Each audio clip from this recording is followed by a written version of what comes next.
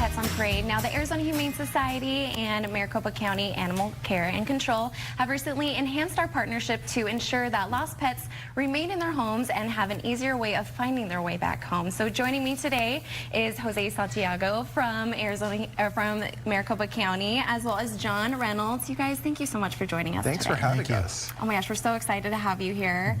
Now, I think some of our viewers might have an idea of the amount of animals that come into the shelters here in Maricopa County, but can you tell us exactly what those numbers are? Because I think some people are going to be quite astounded. You know, I think people are really shocked when they hear those numbers. We can average anywhere from 80 to 100 animals a day coming into our shelter, and the majority of those are lost and stray animals. And when you think about the fact that our kennels are already full in both shelters, this is just something that we're trying to combat each and every day. That is absolutely that's an insane amount of number. I can't even think about that right now.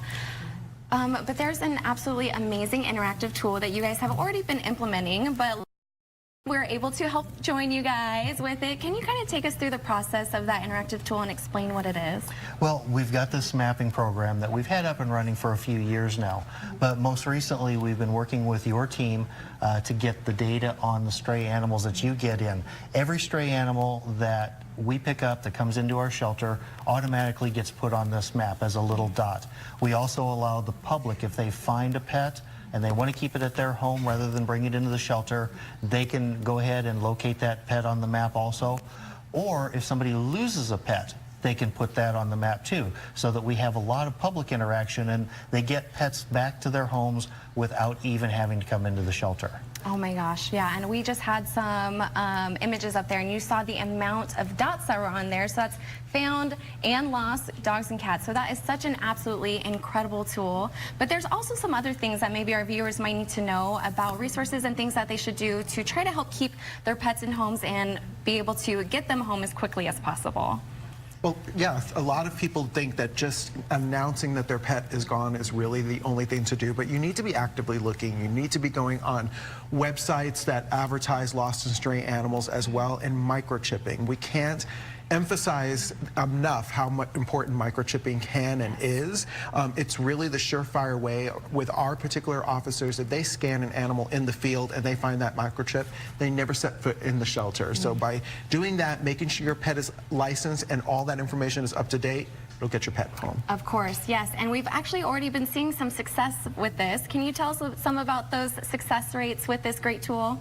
Yeah, well, I talked to our lost and found people. We have a dedicated group of employees and volunteers that spend 10 hours a day trying to match up lost reports with found reports.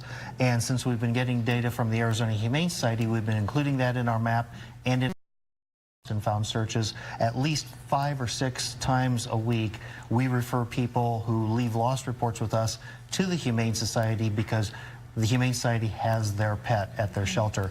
So we've been really fortunate in that we're getting more pets home now than ever before thanks to this partnership. Oh my gosh, and that is so important. And I think this is really a testament to just how much the animal community works together to be able to save the lives of these homeless and stray pets. So thank you guys so much for everything that you do. And thank you guys. I mean, we can't do this alone, so this is a great partnership and we're proud to be a part of it. Thank you so much. Now, thank you guys for tuning in, and make sure you keep it tuned right here. We're going to introduce you to some more adorable cuties, including this guy, Beto.